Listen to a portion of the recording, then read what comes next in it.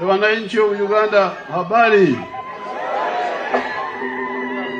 Habari nyinyi wote. Muri mutya. Murere muta.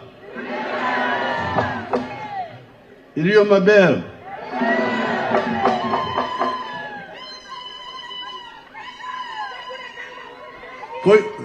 Koi deyo. Murembe. Yoga. Mata ankara mojong.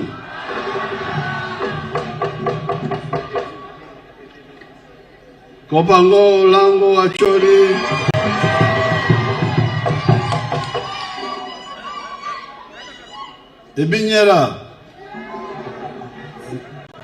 Ebinyera would be the Madi. Ingolia. Nedi. Murohomuta.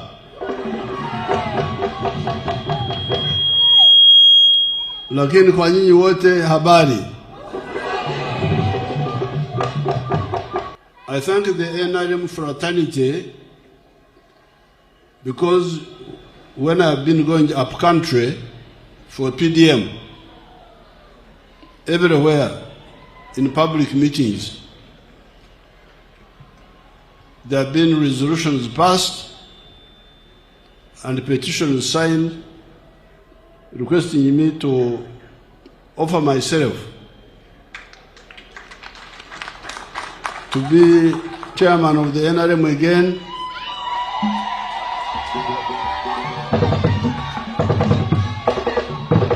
and also flag bearer for the presidential candidate for the NRM.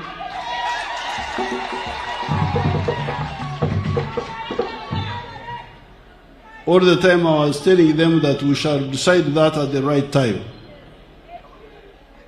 Now this is the right time when I have come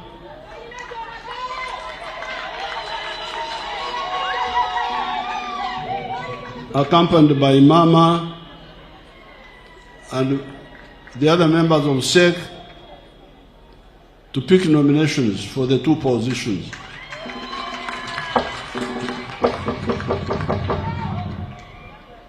The reason I have again decided to come forward are because Uganda has moved with big strides forward. In a number of speeches I have told you that we have gone through five phases. Phase 1 was the minimum economic recovery, to bring back the small island of the modern economy, of the 3 C's, the 3 T's. You remember what I keep telling you about? 3 C's being coffee, cotton, and copper. 3 T's being tobacco, tea, and tourism. This had collapsed under Amin. So when we came in 1986, our first task was to bring that small island back. And we were describing it as minimum economic recovery, which we achieved during the presentation of the manifesto. We shall give the details of what happened. But it was achieved in a fairly short time. Then we expanded that small island. More coffee, more tea, more of those products. So that was step 2, expansion. Step 3 was diversification. Don't just depend on coffee and tea and tourism. Bring in other products. You can see the products we are producing now. More beef, more bananas, more maize, more sugar, more milk, all those products. So much so that Uganda now has got surplus of almost everything.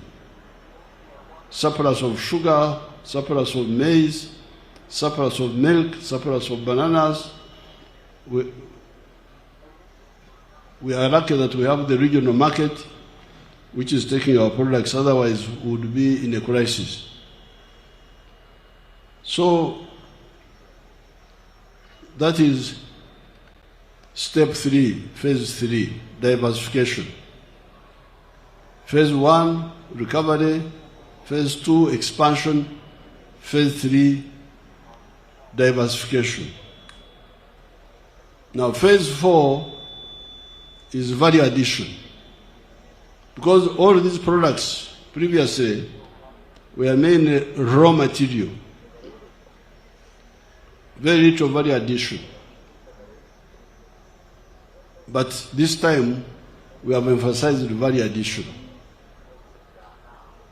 And where we do it, we are very successful and stable.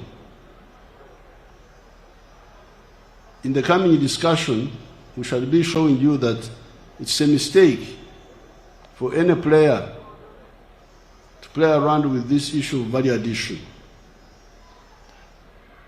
In the last few years, 2, 3, 4 years, we've benefited a lot from the high coffee prices.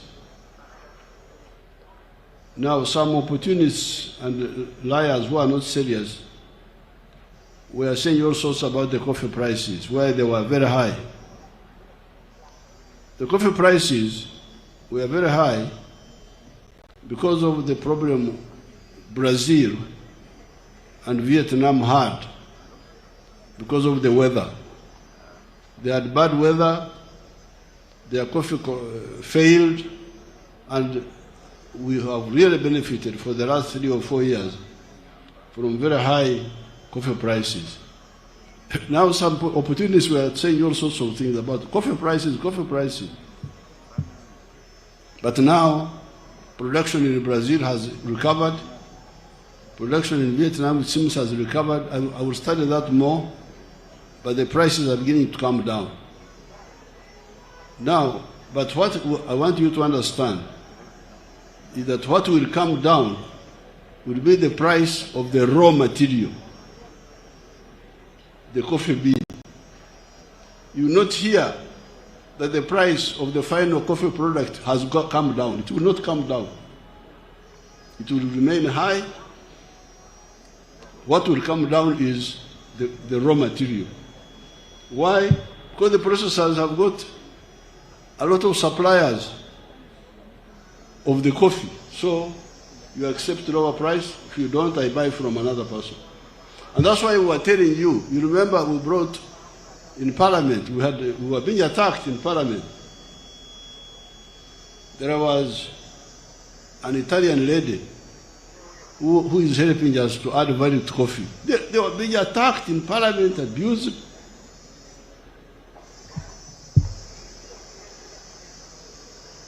Because abused by whom? The exporters of the unprocessed coffee, of the raw material.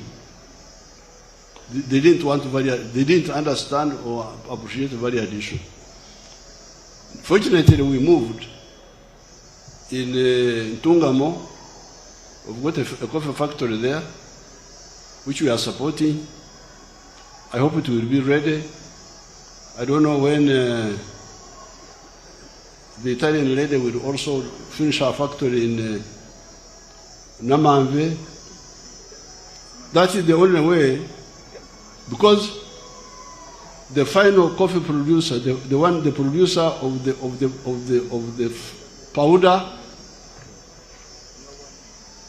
and the roasted coffee, the price will remain high, the final product. What will come down is our raw material. But if we are processing here, which is our big target,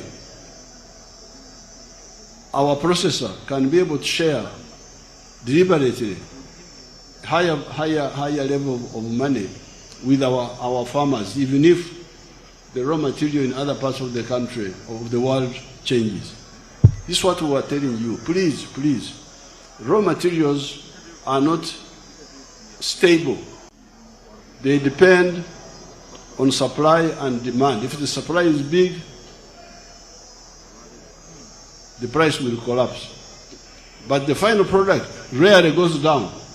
After they keep going up, the final price. So therefore, please, in this coming Kisanja,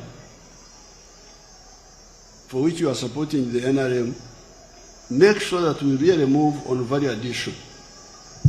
Recently, we had a very good agreement with the sugar cane and sugar producers, because they were all here. The sugar processors and the cane growers. Initially, the cane growers, the sugar processors had not become Christian. They were having some other religion of not being straightforward. So we said, please, become Christians. Because Christians say, love your neighbor like you love yourself. Let the processor love the sugar cane grower. And the sugar cane grower love the processor.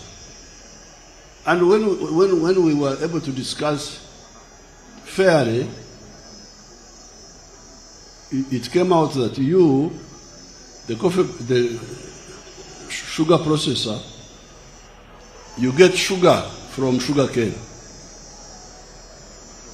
It is only for this you pay the sugar cane grower. But afterwards, you get bagasse, ebikamuro, bagasse, and you make electricity out of it.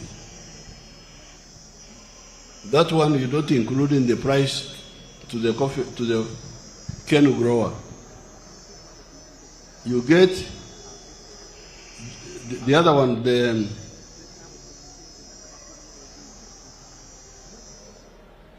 residue of the sugar cane, where you make the jaggery.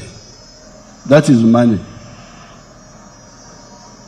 All those byproducts which you get from sugar cane bring in money. You can also get ethanol from the residue of the sugar cane. Now, all that put together gives the sugar processor more money than just the sugar. Now, when we did that, and then we provided that the cane grower must get 50% of the total value, everybody was happy. The sugar cane growers were happy. Even the sugar processors were happy, because now the relationship was now stable. This was possible because everything was within Uganda. The raw material was being produced in Uganda. The processing was being done in Uganda. If the sugar cane was being produced here, but the processing was being done outside, we would not have that power to bring the two together. So therefore, this value addition is very, very crucial. When you hear all these problems in Africa, it is partly because of this. Relying on exporting raw materials only and not adding value. So this phase 4, value addition, is very, very crucial. That's why you hear us talking of expanding the economy to 500 billion from the present 61 billion. Now the 5th phase is the knowledge economy, based on science. You have seen the vehicles we are making. We don't have the screens here for you to see them, but when we go for the nomination right at Koro, we shall be seeing those screens, those pictures on the screens. So the knowledge economy, the motor vehicles, the vaccines, the computers, the medicines, these are all part of the new economy based on science. So we have gone through these 5 phases. We have gone through or have entered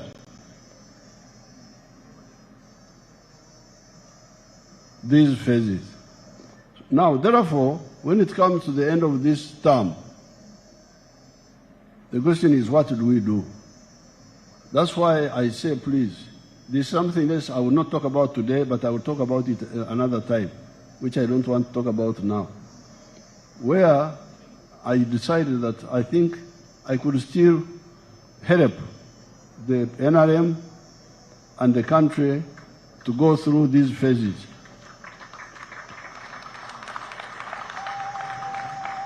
You have heard us talking of pushing the economy to 500 billion, making the economy grow 10 times compared to what it is now. And it can be done. It can be done. If you see, for instance, the gold sector, when I make the other speeches, I will give you all the details. I think now we have got something like 9 gold refineries here in Uganda. And Uganda now is exporting gold of 3 billion or something like that, dollars, from very low figure. Why? Because I banned the export of unprocessed gold. I said any gold which is not processed should not be exported. I banned the export of unprocessed minerals, including tin and all the other minerals, and copper. And because of that, investors were forced to come here because they cannot take our raw materials free from here. Now, because of that, you have heard how that sector of gold has grown from about 200 million to now $3 billion a year. If we do this across board, the economy will grow. So because of that, and because of another reason which I will mention at the right time, I have decided that I come forward and see how to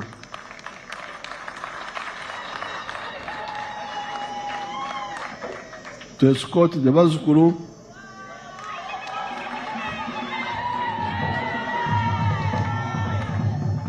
and their parents forward for another 5 years.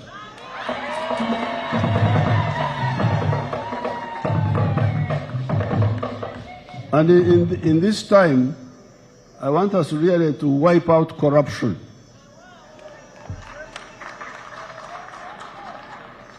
Because this corruption should not be there.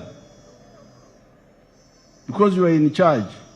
Remember, the NRM, when it came into government, gave you power to elect people at all levels. LOC ones, you have just elected. You have just elected the NRM structures. You are going to elect the national ones. You have already started with the youth and some of the other groups. Now, when you elect, those people you elect should be your namparas, should be your overseers in each area. Because corruption happens where? Does it happen in Congo or does it happen here? It is here. In a parish, in a sub-county, in a town. Why do you allow it to happen?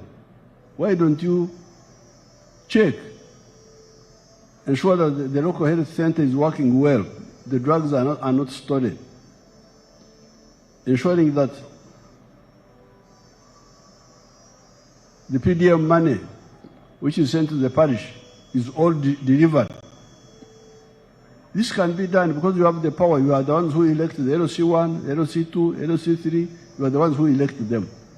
Elect those people who can do that on your behalf. The members of parliament.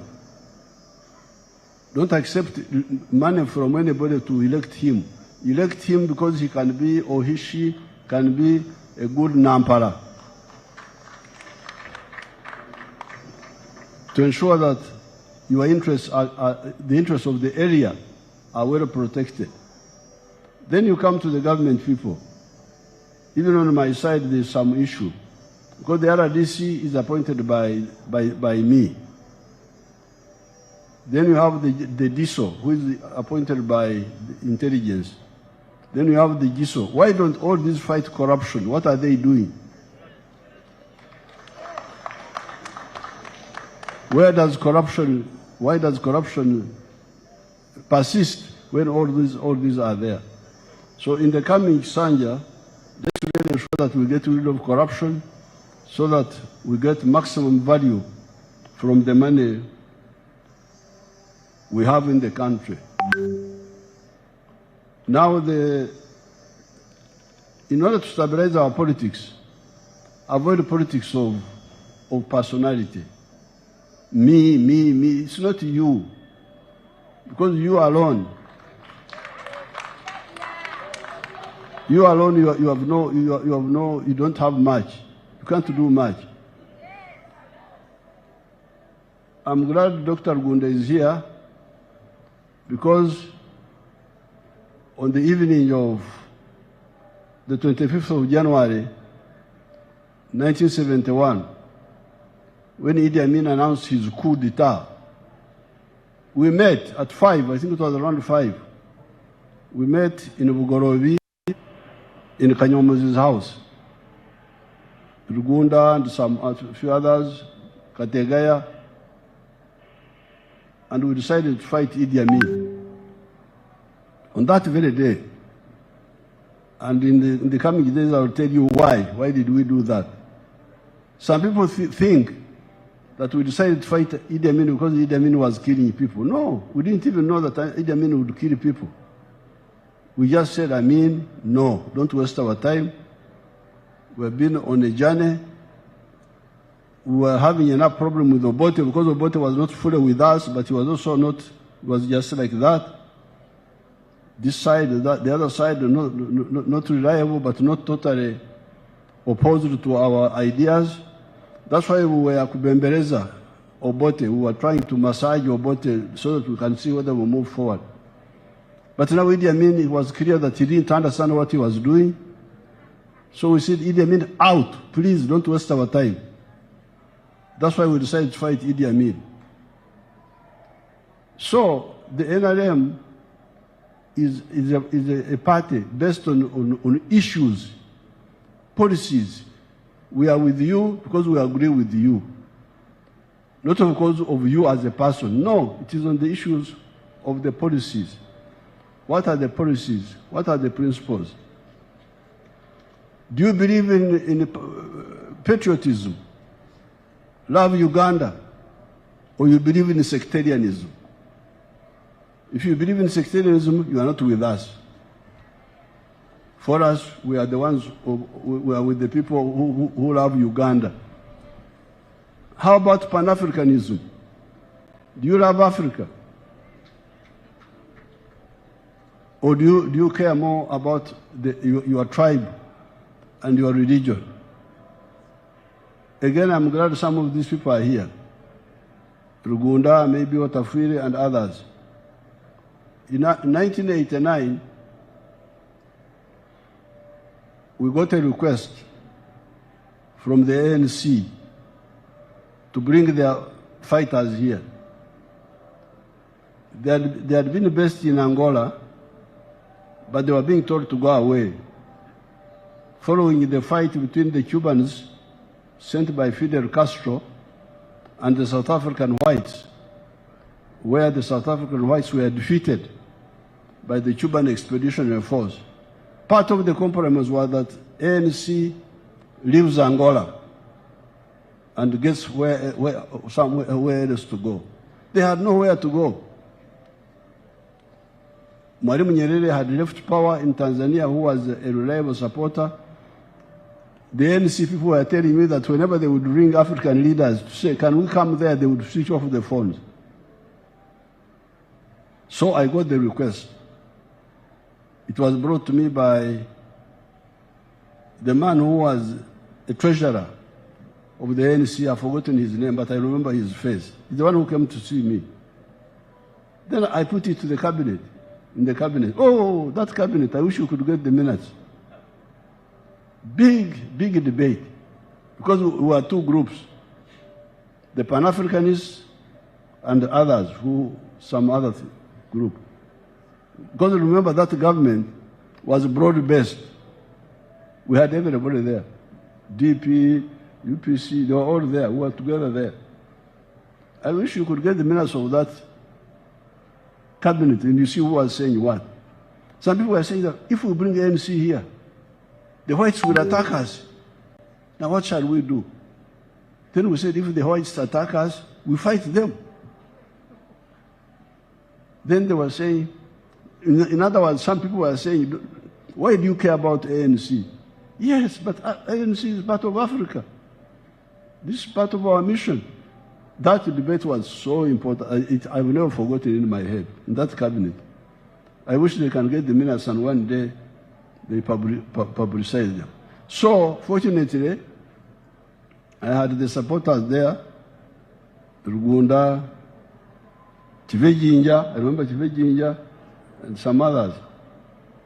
I don't know whether Otofiro was in the cabinet at that time, but we got support. And because of that, we welcomed the ANC. That's how they came to Kawaweta, and they trained there. Now, because of that, ANC was able to get a stable place where from 1989 until 1994, when they were able to go back to their country. Now, because of that, if you see what has been happening in Africa, and you have to look at Uganda's exports to South Sudan, to Congo, to the region, big exports. I will give you the figures next time when we speak. So these positions, these policies are not just ideas. They are solutions to our problems. If you say patriotism, love Uganda, it has got implications for good of the country. If you say the opposite, like sectarianism of religion and tribes, it has got implications. You will end up with the Somalia, where the country breaks down. If you say Pan-Africanism, it has got implications. So therefore, I want to remind the NRM people again that please, what we are engaged in is issue of policies, not individuals, not me.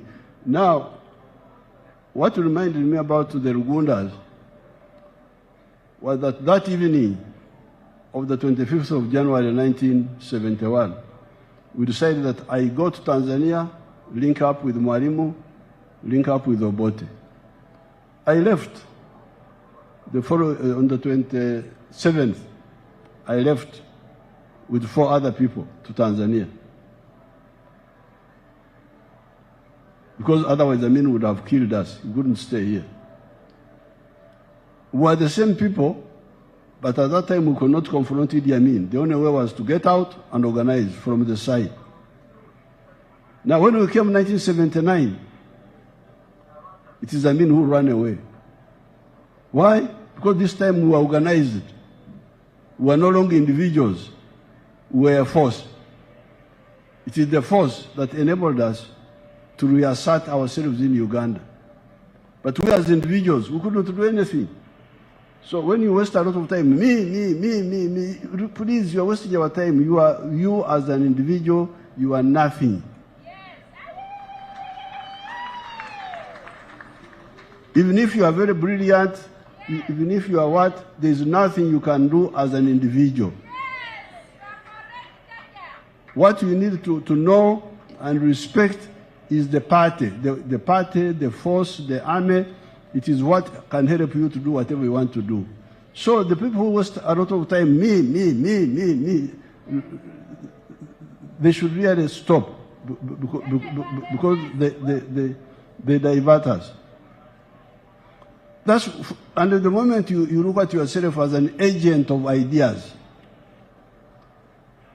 not your ego, things will be very simple. When you come, for instance, to even elections, you can sit down in our area, who are there? What are the issues in our area? 1, 2, 3, 4. Among us, who can push it better than the other one? It will not me, no.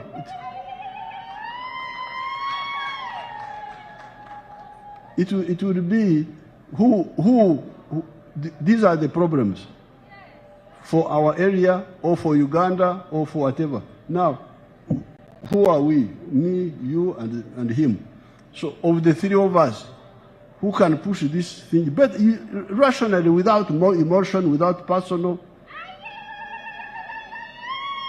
then you will get a good solution. I don't want to make my speech here wrong, but in 1970, I joined UPC for the first time for 5 months. I was a member of UPC for 5 months. Since 1960, I had been a member of DP. That DP, which they keep talking about. DP without Museveni means nothing. But in September 1970, I joined UPC. And the reason I joined UPC was because of the land issues in our area, the ranches. The government had unfairly created ranches there and distributed them unfair against our population there. Now, I wanted us to solve this. Now, our local elite wanted to bring in Museveni. Museveni was from Toro. He did not have a good constituency there, so they wanted to bring him to be a member of parliament for Ankole Northeast, that area of ours of Chilhura now, Chilhura Kazo. But me, I didn't mind. Museveni could come and be our member of parliament. But would he solve the issue of the ranches? That was my idea. So I went to see him at one day here. Say, Mzee, I wanted to talk to him, but he refused to see me.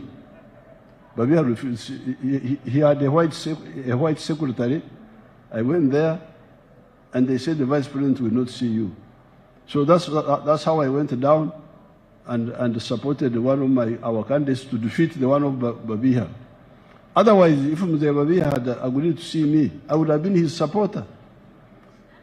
Unfortunately, those elections never took place. They were supposed to take place in April 1971, but they didn't take place because of the coup. So the issue is, issues should be the ones in front of us, not me, and then causing divisions among people, very unprincipled divisions. Now, finally, the Secretary General talked about it a bit. I congratulate the new NRM chairpersons of the districts. Let me see who they are. I know some of them. This is Karisa Ivanda. There is Madina. Madina got elected. Madina is from Kawempe.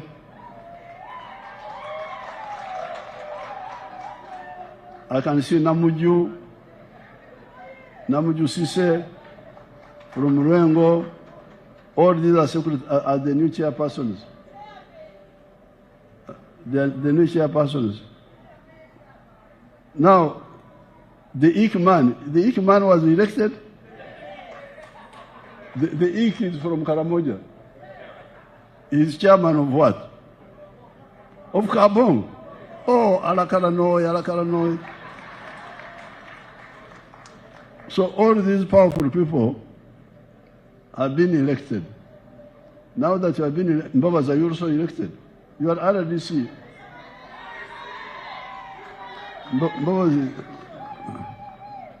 Now, what the Secretary General was telling you, you are chairperson of the NRM in the district. You are the Nanyinimu, you are the head of the family. So please, don't take sides among your children. Be neutral.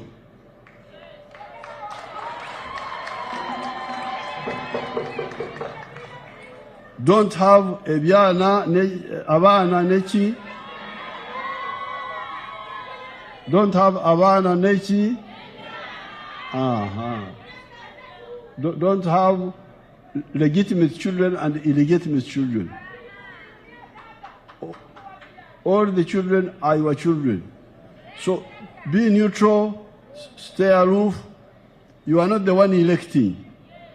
It is the people who are electing. Let them elect anybody they want, and all you want from them is to have an NRM person. That's all. If they elect badly, that's their issue. If they elect well, that is their issue. Leave them, let them do their work. Don't interfere with their regime. So please don't, because that's how you can cause divisions in the party. So with these few words, I want to thank all the NRM fraternity for the support they have shown me when I've been going up country. This is the one that has encouraged me to say, let me go forward and see how I can escort the NRM members, and especially the Bazukuru, for 5 more years, and then we see what happens. Apoyo Lubanga.